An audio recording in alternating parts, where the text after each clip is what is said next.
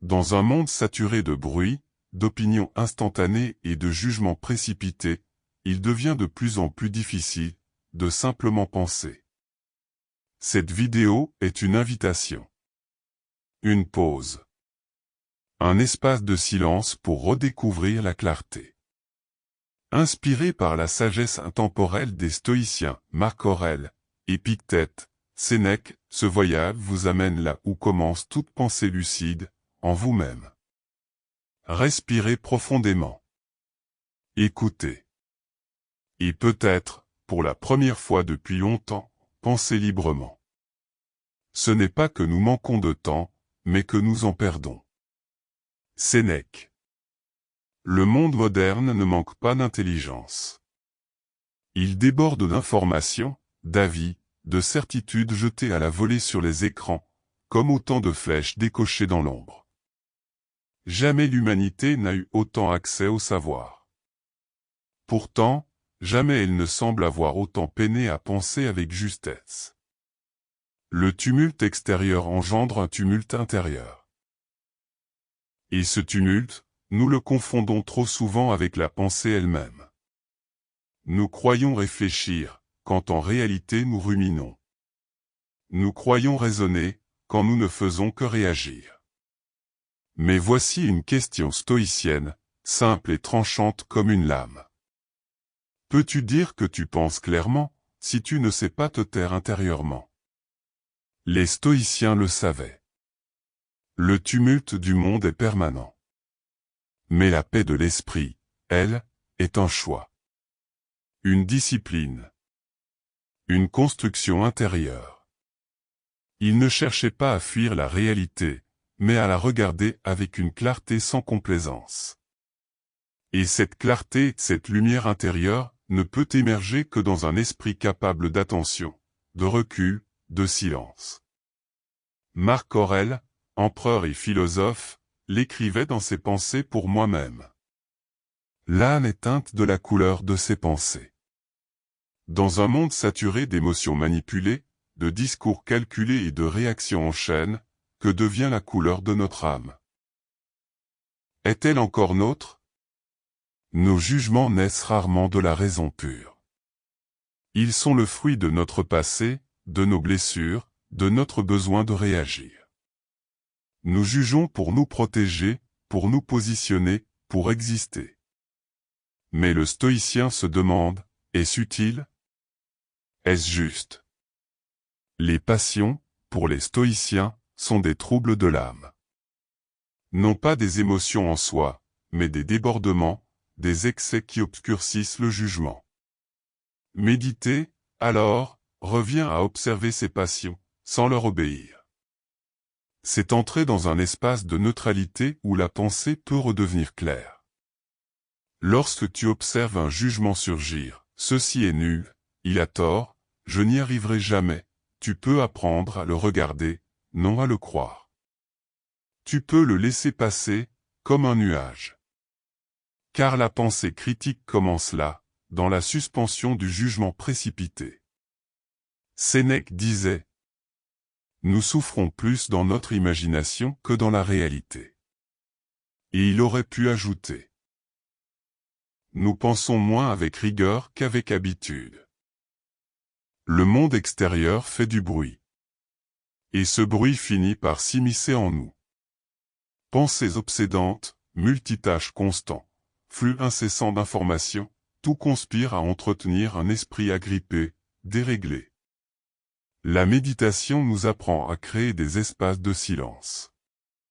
Non pour nous couper du monde, mais pour retrouver une perception juste. Comme lorsqu'on laisse reposer une eau troublée, peu à peu, la boue descend. L'eau devient claire. Sénèque parle de la tranquillità animi, la tranquillité de l'esprit.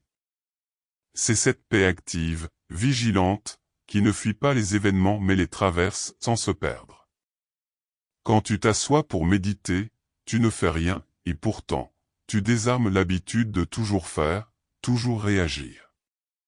Tu redeviens capable de voir, sans chercher à contrôler. Et dans ce regard nu, naît la clarté. Marc Aurèle écrivait: La qualité de ta vie dépend de la qualité de tes pensées. Mais comment avoir des pensées de qualité, si notre attention est sans cesse captée, fragmentée, dispersée? La pensée critique n'est pas seulement une affaire d'arguments. Elle est une affaire d'attention. C'est l'attention qui permet de repérer une contradiction, de percevoir une faille logique, de sentir une manipulation. La méditation entraîne cette attention. Elle affine la capacité à rester présent, à ne pas dériver dans des automatismes. Peu à peu, elle fait de l'esprit un instrument affûté. Imagine un esprit comme un sabre. La distraction le rouille. L'attention l'aiguise. Le sabre affûté ne tranche pas par la force, mais par la précision. Les stoïciens ne détestaient pas les émotions. Ils les connaissaient trop bien. Ce qu'ils redoutaient, c'était leur pouvoir de déformation. Une peur peut fausser un jugement. Une colère peut obscurcir la réalité. La méditation apprend à ressentir sans s'identifier. Là où l'émotion prend toute la place, elle réintroduit une respiration. Elle ne supprime pas l'affect, mais le replace dans une perception plus large. C'est une forme de courage tranquille, ne pas nier ce que l'on ressent, mais ne pas lui donner les clés de notre raison. L'émotion devient un signal, non un maître. Nous croyons penser librement. Mais nous pensons souvent selon nos conditionnements. L'esprit est rempli de biais de confirmation, d'ancrage, d'optimisme ou de pessimisme. Épictète disait : ce qui trouble les hommes, ce ne sont pas les choses, mais les jugements qu'ils portent sur les choses. La méditation nous apprend à voir ces jugements apparaître. Et dans ce regard silencieux, ils perdent de leur pouvoir. Observer un biais, c'est commencer à s'en libérer. Ce n'est pas un combat, c'est une lucide observation. Les stoïciens tenaient un journal. Chaque soir, ils écrivaient : qu'ai-je bien fait ? Mal fait ? Que puis-je améliorer ? C'est une forme de métacognition, penser sur sa pensée. Voir les mouvements de l'esprit avec recul. La méditation propose la même posture. Quand tu observes tes pensées, sans les juger, tu les vois se dérouler. Tu découvres les mêmes boucles, les mêmes peurs, les mêmes conditionnements.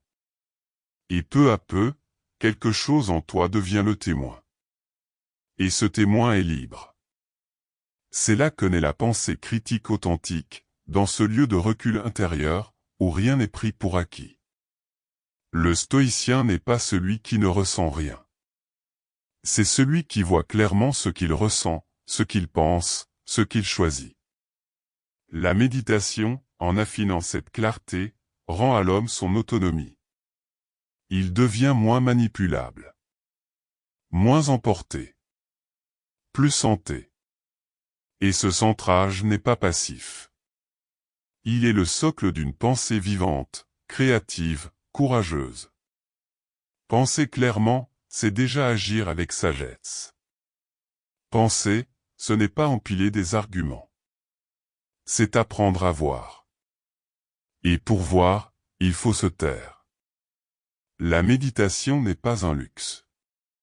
C'est une discipline pour éveiller l'esprit. Les stoïciens le savaient. La clarté n'est pas un don, mais une conquête. Et cette conquête commence dans le silence. Dans l'observation. Dans l'honnêteté de se regarder penser, sans tricher. Alors ferme les yeux. Respire. Observe. Car ce que tu vois en toi est peut-être la première pensée libre. Si ces paroles ont résonné en vous, alors n'oubliez pas, la pensée critique ne naît pas du chaos, mais du silence. La méditation n'est pas une mode, c'est un retour à soi. Un acte de résistance tranquille dans un monde qui crie sans écouter. Si vous souhaitez continuer ce chemin vers plus de clarté, de lucidité et de liberté intérieure, abonnez-vous. Partagez cette vidéo à ceux qui cherchent encore à voir clair dans l'obscurité. Merci d'avoir écouté. Et surtout, prenez soin de votre esprit. Il est votre bien le plus précieux.